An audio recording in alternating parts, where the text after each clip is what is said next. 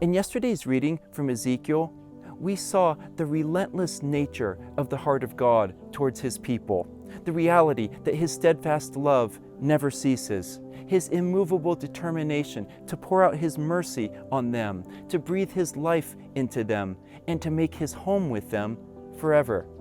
In today's reading from Luke 23 and 24, we see just how far God is willing to go to make that possible.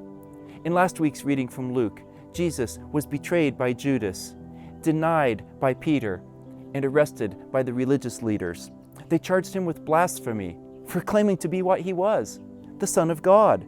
And now they drag Him before the Roman governor Pilate in hopes that he will sentence Jesus to death. But when Jesus stood before Pilate, He didn't say anything to defend Himself. He simply affirmed that He was the Messiah, the King of the Jews.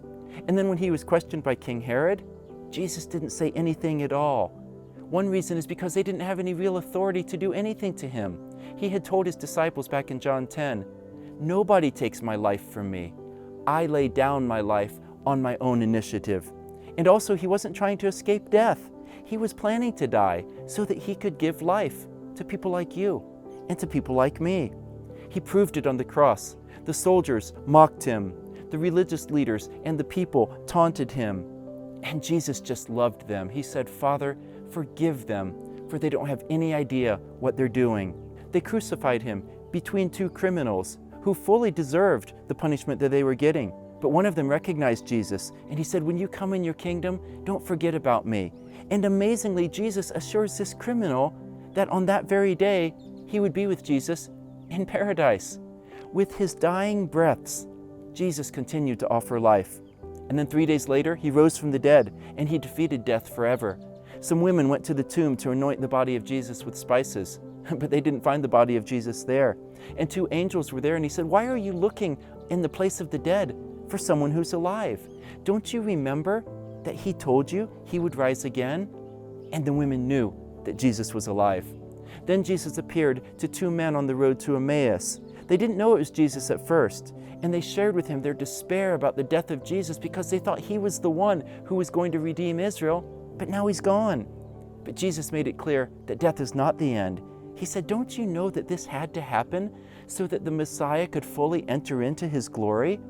They sat down and ate a meal together, and when Jesus broke the bread and shared it with them, their eyes were opened and they recognized that it was Jesus, and immediately He disappeared. But they knew that Jesus was alive. Then He appears to His disciples in the room where they were staying.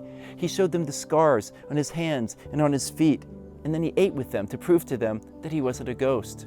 And the disciples knew that Jesus was alive. And He had just told them a few days earlier, and this is really good news, "Because I live, you will live also." And then He explained everything to them. He said, "This is what I've been telling you all along, that the scriptures written about me had to be fulfilled, that I would die and give my life for the forgiveness of your sins, and that I would rise again so that you can have real life in me." He told them that He was about to send to them the promise of the Father, that they were about to be clothed with power from on high. That's what He had promised throughout Ezekiel and the other prophets, that He would have mercy and compassion on His people, that He would forgive them and cleanse them and restore them to Himself, that He would give them a new heart and place His very Spirit within them. And He said that the good news about who He was going to be proclaimed in His name to all the nations. And that's what He's been promising through the prophets all along, that when He does all of these things, all of the nations will know that I am the Lord.